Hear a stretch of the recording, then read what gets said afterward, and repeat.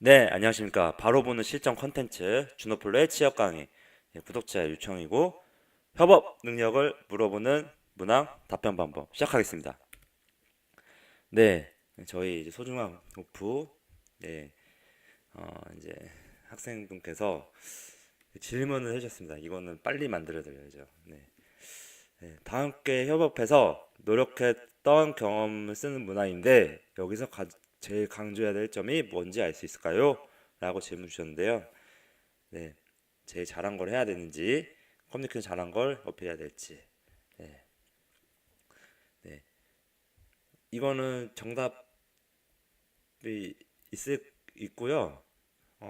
결국에는 다 함께 협업하는 과정에서는 뭐가 발생하냐면 어, 불협화음.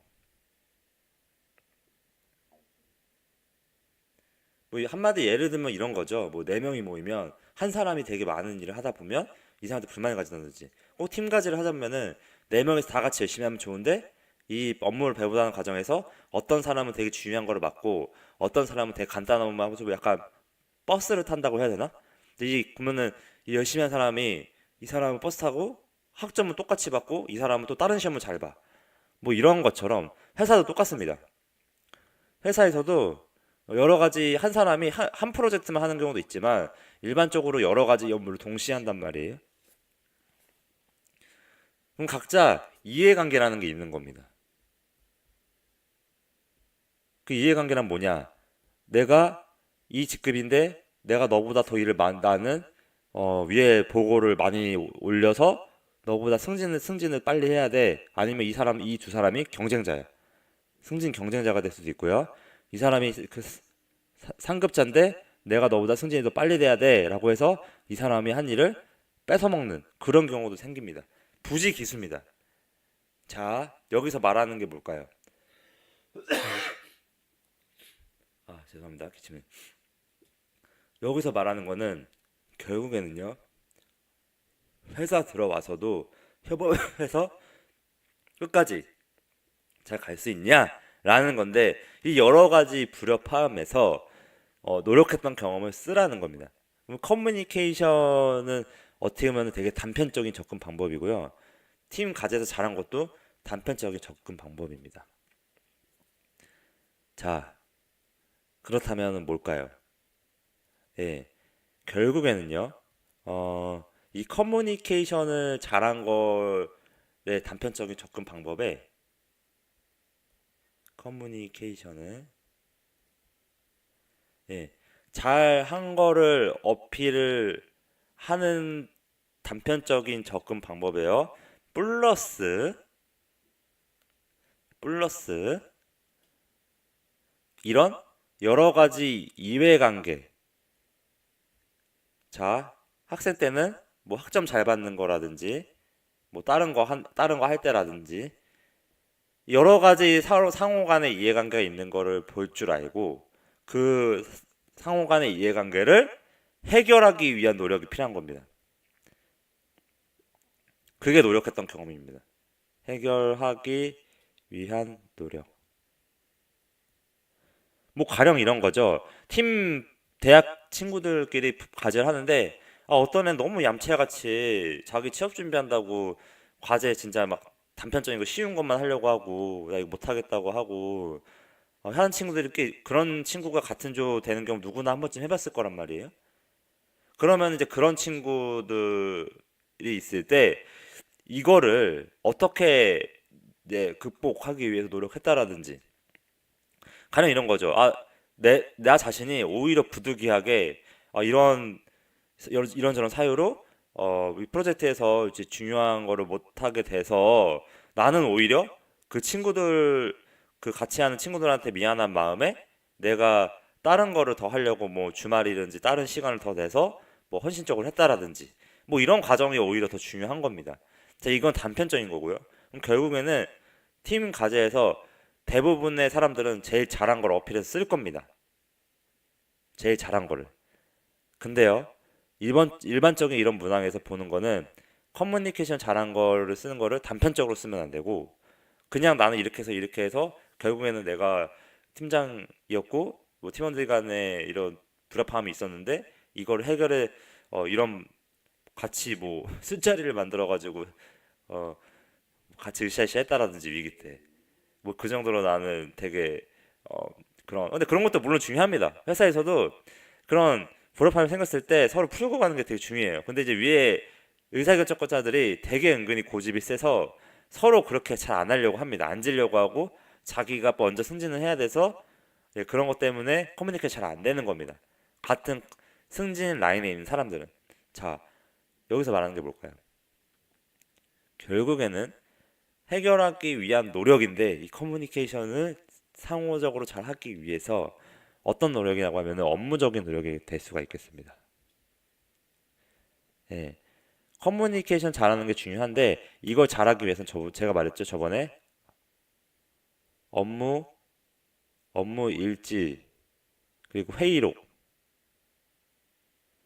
업무 일지라는 거는 그날에 자기가 업무한 거를 각자 엑셀 시트에 만들어 가지고 중요한 것만 나 이거 했고 한 거 안 한 거를 한 거 안 한 거.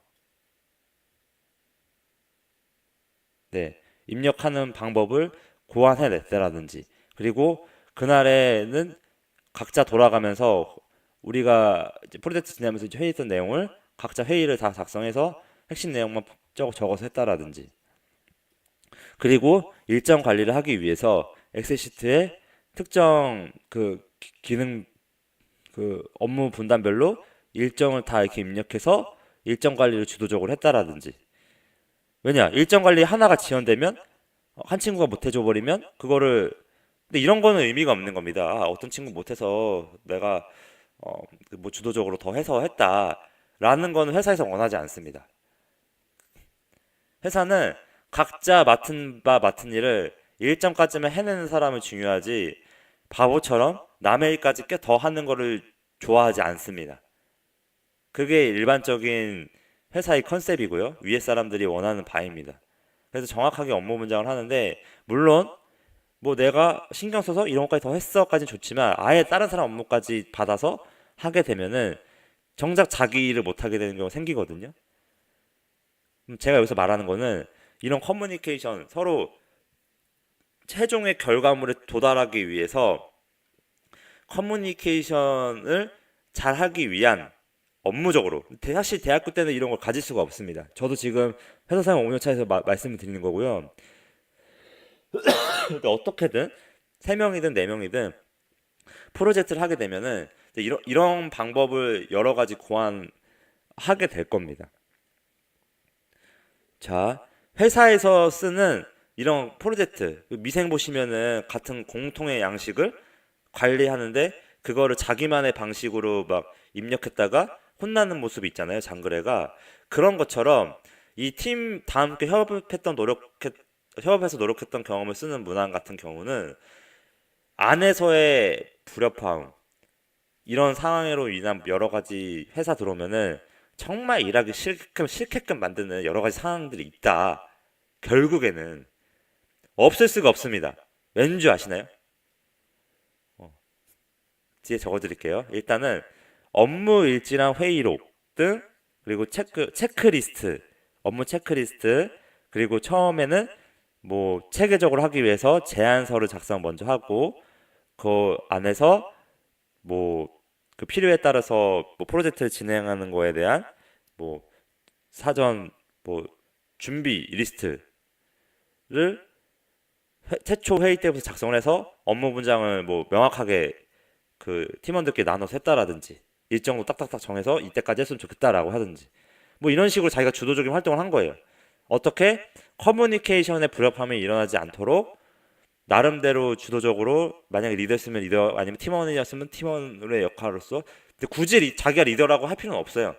그냥 팀원 안에서 내가 이런 거를 제안했고 이런 거를 제안함으로 인해서 어 100%는 아니지만 처음에 업무 분장을 명확할 수 있었고 어 아니면 이전에 이런 걸로 인해서 업무 분장이 불명확하게 해서 서로 프로젝트가 진척이 안 됐던 적이 있을 수 있거든요.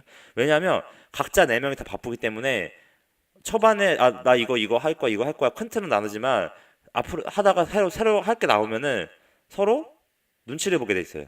아씨 나도 바쁜데 네가 좀 해주지 난 더 어려운 거 하고 있는데 근데 그 어려운 거 하지 않고 있는데도 바빠. 바쁠 수 없고 다 자기 일정이 있고 다 사는 게 바쁘잖아요. 그 바쁜 사람이 얘가 좀 해줬으면 좋겠는데 얘가 계속 자기도 바쁘니까 그냥 막 모르는 척해. 그러면 이 사람이 얘한테 짜증날 수밖에 없는 거예요. 회사도 똑같습니다. 이제 이런 파트 장단 간의 이제 이해관계가 있는데 이거를 어떻게 잘 해결해 나가는지 그걸 물어보는 문항입니다. 자, 그러면은 이렇게 협업해서 노력했던 경험을 쓰는 문항들은 결국에는 이런 거를 제가 말했던 걸 써주는 건데 본질은 이겁니다. 업무 성향이나요 스타일이 다른 사람들이 있습니다. 저는요 업무를 바로바로 하는 성격입니다. 바로바로. 근데 만약에 위에 사람은 분석을 하고 깊게 파고드는 성격이에요. 저도 당연히 분석도 하면서 바로바로 실행을 하거든요. 전 실천하는 걸 되게 좋아해서. 근데 이런 분석을 깊게 파고 산으로 가는 사람들이 있단 말이에요. 그럼 결국에는 이런 업무 성향의 차이가 인해서 서로 불협화음이 생길 수밖에 없습니다. 그리고 그 사람의 성격도 있을 수 있고요. 성격이 예민한 사람이 있고요. 저처럼 뭐 제가 제 입으로 하긴 뭐지만 저는 약간 둥글둥글한 편이거든요. 예민한 사람이 있고 둥글한 편이 있고 그리고 공격적인 사람이 있고 그리고 되게 조용한 사람이 있고. 그래서 이런 안에서의 여러 가지 성격들을 또 소통하는 것도 리더가 해야 될 일이고요. 팀 협업에서 모든 이제 저거에선 리더의 자질이 중요하니까. 그리고 업무 스타일에서는 아까 말했던 체계적으로 하는 사람이 있고요. 아니면 그냥 바로 중구난방으로 바로 실천적으로 하는 사람이 있고요. 체계적 그리고 보고 양식을 중요시하는 사람이 있고요. 절차를 중요시하는 사람이 있고요. 아니면 어, 뭐 순간적인 판단력, 순간적인 감으로 의사결정을 하는 사람도 있습니다. 그러니까 의사결정을 함에 있어서 모든 거를 100에서 120%를 보고 의사결정하는 책임자가 있고 200%까지 보려고 하는 끝까지 보는 겁니다. 피곤하죠. 근데 정말 감으로 자기가 여태까지 경험을 해서 바로 방향성을 정해주는 그런 리더. 이런 사람들이 이제 정말 유능한 리더들인 거죠. 자, 제가 이렇게 말씀드린 건 지금 생각나는 대로 말씀드렸지만은 결국에는요, 이 업무 성향, 업무 하는 스타일, 그리고 그 업무를 할 때 그 사람의 성격, 이 삼박자가 만들어내는 이 네 명에서의 만들어내는 이 불협화음들을 있습니다. 요소가 일을 더디게 만들. 결국에는 최종의 목표,